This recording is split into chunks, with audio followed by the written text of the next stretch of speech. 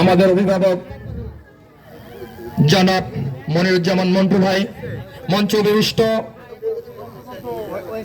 খুলনা জেলা কৃষক দলের কর্ণধার আমাদের প্রিয় সভাপতি জনাব মোল্লা কবির হোসেন, মঞ্চে উপবিষ্ট খুলনা জেলা কৃষক দলের সাধারণ সম্পাদক রাজপথের লড়াকু সৈনিক আবু সায়েদ শেখ, মঞ্চ উপবিষ্ট খুলনা মহানগর কৃষক দলের সম্মানিত আহ্বায়ক সজীব ভাই, মঞ্চে উপবিষ্ট মাহবুব ভাই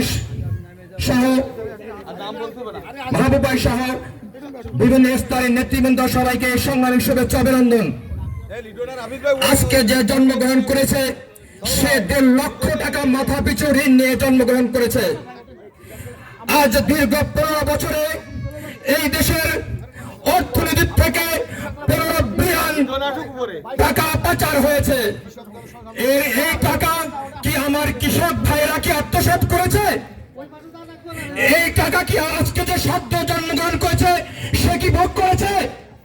আমার কৃষক দল, আমার কৃষক ভাইরা এই থেকে সবকিছু থেকে বঞ্চিত।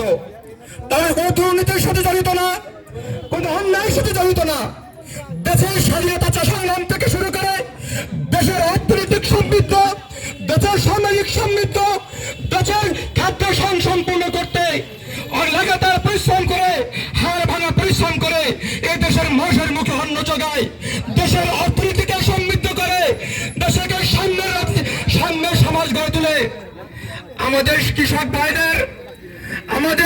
ভাইদের সম্মানকে আমরা অটুট রাখবো। প্রিয় নেতৃবৃন্দ, এই সমাজের অবরুদ্ধ মানুষদের মধ্যে 1 নম্বর চিন্তা করলে গেলে আমাদের কৃষক সমাজ, যারা আমাদের বুকে অন্ন তুলে দেয়, তারা আজকের নির্যাতিত, নিষ্পেষিত, অর্থহারে দিন পার করছে।